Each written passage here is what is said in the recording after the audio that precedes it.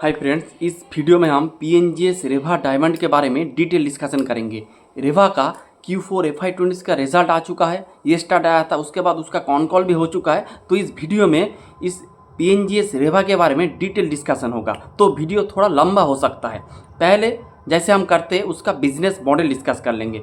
तो अगर आप देखेंगे, अगर आप इसको पीएनजी गाडगिल के साथ अगर आप इसे कंपेयर करेंगे तो ये गलत होगा। ये पीएनजी गाडगिल एक आलादा एंटिटी है और पीएनजीएस रेवा डायमंड एक आलादा एंटिटी है, उसके साथ इसका कोई भी दूर दूर का कनेक्शन अभी तक नहीं है। अब चलते जो इसका अगर आप देखेंगे, गोविंद गाडगिल और रेनू गाडगिल ये है इसका प्रोमोटर, और उसका जो मदर एंटिटी है उसका नाम है पीएनजीएस। वो अभी अनलिस्टेड कंपनी है, वो शेयर मार्केट में अभी लिस्टेड नहीं हुआ है। और अगर आप देखेंगे इन लोगों ने दो डिमर्जर किया है, एक किया है आपका पीएनजीएस रेवा डायमंड और एक किया है पीएनजीएस गाडगी ज्वेलर्स। पीएनजीएस गाडगी एसएमई कंपनी है और पीएनजीएस रेवा डायमंड वो मेन बोर्ड में लिस्टिंग हो चुका है। एक दो क्वार्टर पहले ही इसका लिस्टिंग हुआ था, एक क्वार्टर पहले इसका लिस्टिंग हुआ है।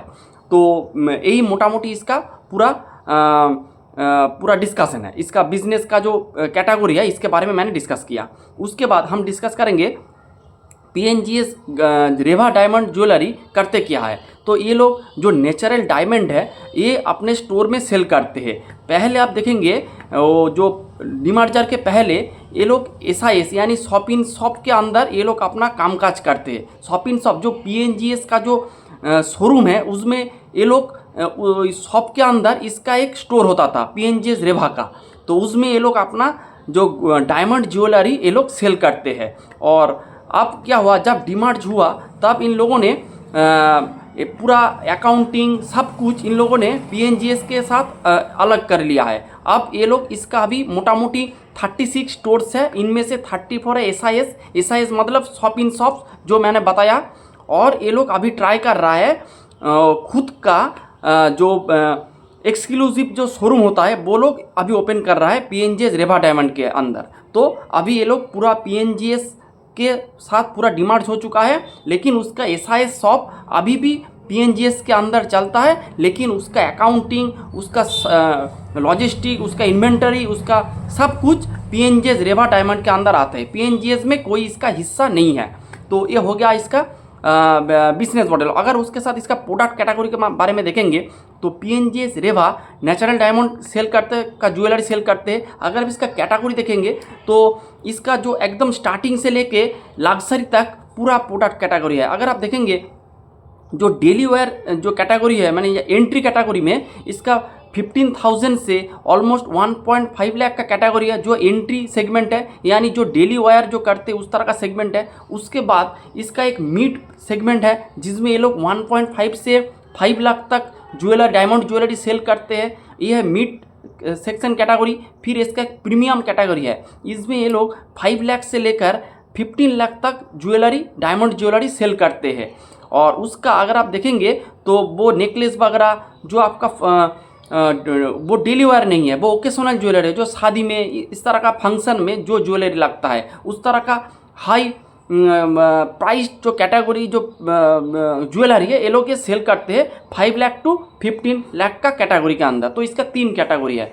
उसके साथ अगर आप देखेंगे जो ये लोग जो डायमंड ज्वेलरी सेल करते हैं उसमें आप देखेंगे जो 8 कैरेट गोल्ड के ऊपर ये अपना ज्वेलरी को सेल करते हैं। ये आपका 12 कैरेट या फिर 9 कैरेट इस तरह का लो कैरेट ज्वेलरी के अंदर ये सेल नहीं करते। ये जो सेल करते हैं, जो डायमंड सेल करते हैं वो 18 कैरेट गोल्ड के ऊपर सेल करते हैं। और ये इसका पूरा बिजनेस ही स्टार्टेड ज्वेलरी के ऊपर है, ये पूरा फुल स्टार्टेड ज्वेलरी है। और इसका कुछ परसेंटेज, खूब लिटिल छोटा परसेंटेज ये लोग जो प्लैटिनम का ज्वेलरी भी सेल करते हैं। तो ये इसका कंप्लीट बिजनेस मॉडल है। अब चलते इसका Q4 के रिजल्ट में। मेरे हिसाब से रिजल्ट स्ट्रॉन्ग रिजल्ट है, बहुत ही बिंदास रिजल्ट है। तो इस बिज़नेस को आप ट्रैक कर सकते हो।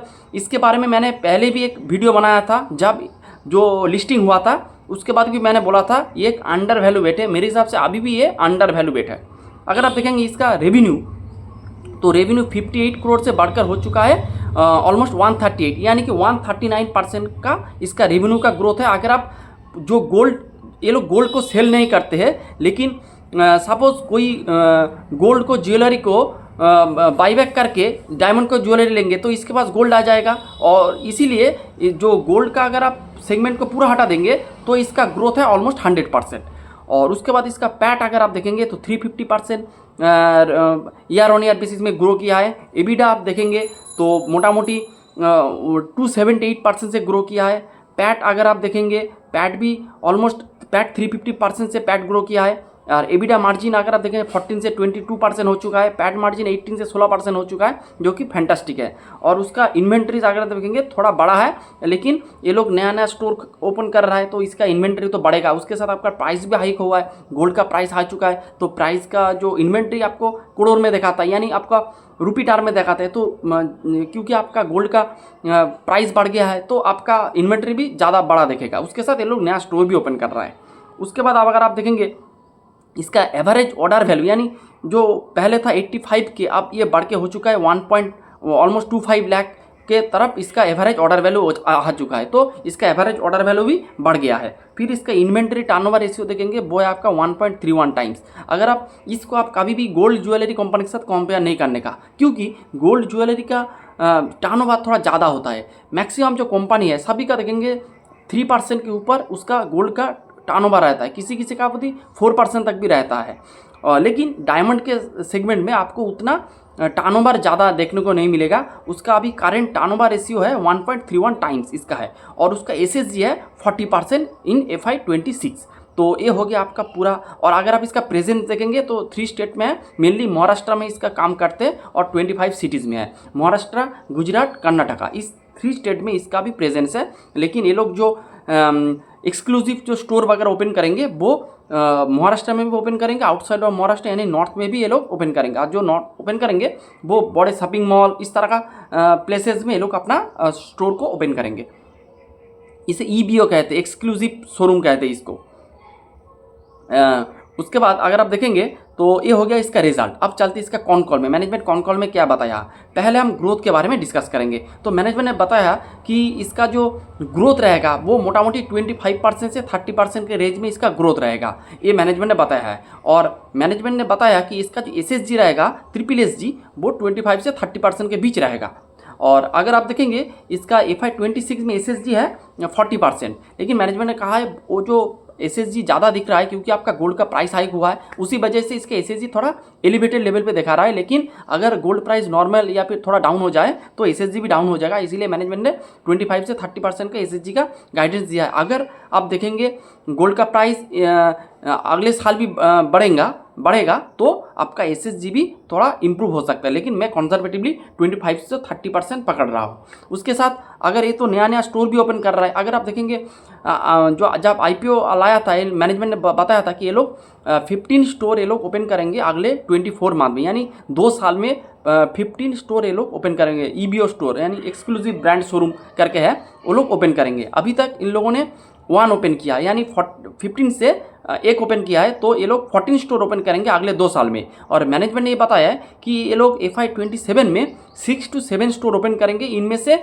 ऑलमोस्ट 4 to 5 स्टोर होगा आपका महाराष्ट्र में, और 1 से 2 स्टोर होगा आपका आउटसाइड ऑफ महाराष्ट्र यानी नॉर्थ में ये लोग अपना स्टोर ओपन करेंगे। तो ये हो गया बात। तो ये लोग स्टोर भी ओपन कर रहा है। उसके साथ अगर आप देखेंगे उसका जो मैंने बताया जो टर्नओवर रेशियो उसका है 1.31%। मैनेजमेंट ने बताया है उसका टर्नओवर रेशियो 1.2 से 1.35 के बीच रहेगा, यानी जो टर्नओवर रेशियो अभी भी है वही बरकरार रहेंगे FY27 में।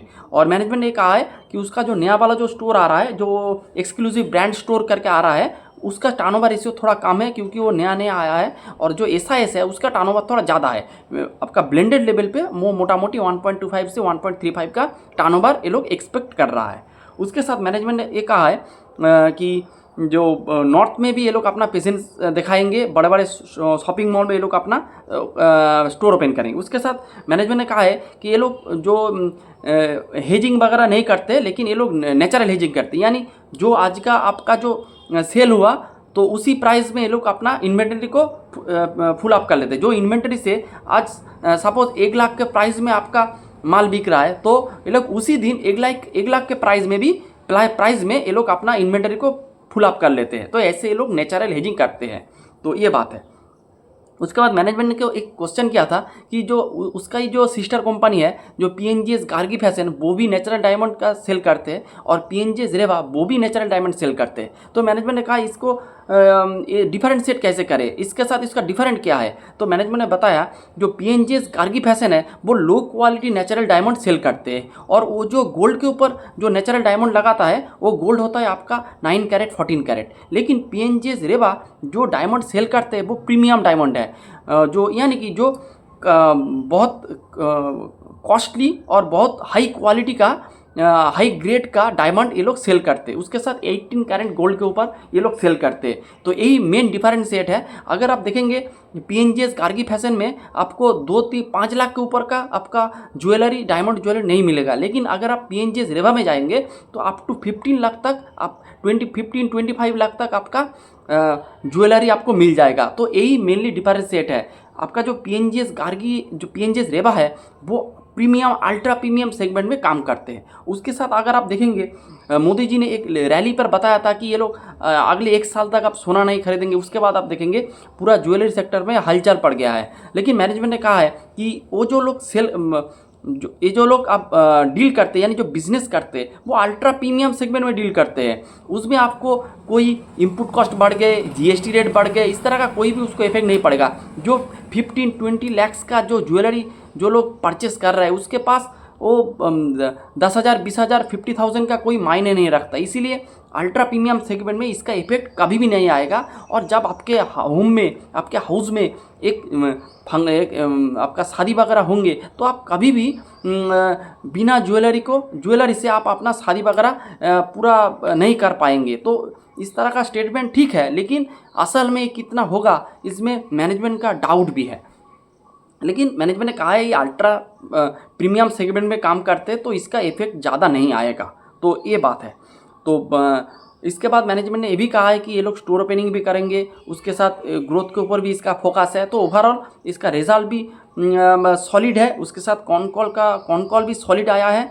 और मेरे हिसाब से इसका अगर वैल्यूएशन करेंगे तो अभी मैनेजमेंट ने कहा है 30% का ग्रोथ। अगर आप 30% का ग्रोथ कर लेंगे, उसके साथ इसका भी करंट पैट मार्जिन 16% है, अगर इसको 15% भी पकड़ लेंगे तो 12 से 15 के बीच में इसका FY27 का फॉरवर्ड भी आ रहा है, और इसका ग्रोथ 17% है। तो 0.5 का पेग रेशियो में आपको ये बिजनेस मिल रहा है। तो ये एक बात, ये पूरा कॉन्जर्वेटिव वे में। अगर आप इसको थोड़ा और मेरे हिसाब से ये अकॉर्डिंग टू मी को जो आपका SSG मैनेजमेंट ने गाइड किया है 25 से 30%, अगर ये लोग इस साल सिर्फ एसआई स्टोर भी ये लोग ओपन करेंगे, लगभग 4 ये लोग स्टोर ओपन करेंगे 2 साल में, तो 2 SIS भी ये लोग ओपन करेंगे। उसके साथ आपका 7 जो एक्सक्लूसिव जो स्टोर इसका खुद का जो कोको मॉडल में आ रहा है वो भी ओपन करेंगे। तो स्टोर ओपनिंग का जो ग्रोथ होगा वो भी इसके साथ ऐड होगा। तो अगर ये 30% के SSG करे, उसके साथ 5% 10% का भी SSG ग्रोथ आपका जो न्यू स्टोर ओपनिंग का ग्रोथ लेंगे तो इसका जो ग्रोथ हो जाएगा रेवेन्यू ग्रोथ वो इजीली 40% आ सकता है। तो मेरे हिसाब से ये 25 से 30% का ग्रोथ इंजन नहीं है। मेरे हिसाब से ये इजीली 35% प्लस का रेवेन्यू ये लोग FY27 में कर सकते हैं। लेकिन ये पूरा एजम्पशन है, ये मेरा पॉइंट ऑफ व्यू है। ये मैच नहीं भी कर सकता है, मैच कर भी सकता है, लेकिन ये मेरा पर्सनल ओपिनियन है कि ये 35 से 40% में इजीली अपना रेवेन्यू को ग्रो कर सकते हैं। देखते हैं इन द फ्यूचर क्या होता है। तो यही था पूरा डिस्कशन। मेरे हिसाब से बहुत ही अच्छा कंपनी है, आपको इस कंपनी को अच्छे से देखना चाहिए। मैंने जब पहले वीडियो बनाया था तब भी मैंने बताया था आपको ये बिज़नेस बहुत ही अच्छा है। अभी वो PM का स्टेटमेंट के वजह से थोड़ा मार्केट अभी हलचल चल रहा है। अगर इस तरह का सिचुएशन ना होता तो ये अच्छे लेवल पे ग्रो भी कर सकता था। तो यही था आज का वीडियो। और ये काम करते हैं आपका डायमंड सेगमेंट में आपका टर्नओवर रेशियो कम हो सकता है, लेकिन आपका मार्जिन ज़्यादा होता है। ये बात आपको ध्यान रखना चाहिए। तो यही था आज का video. Please don't take it by self recommendation. This is an educational video. Thanks for watching the video.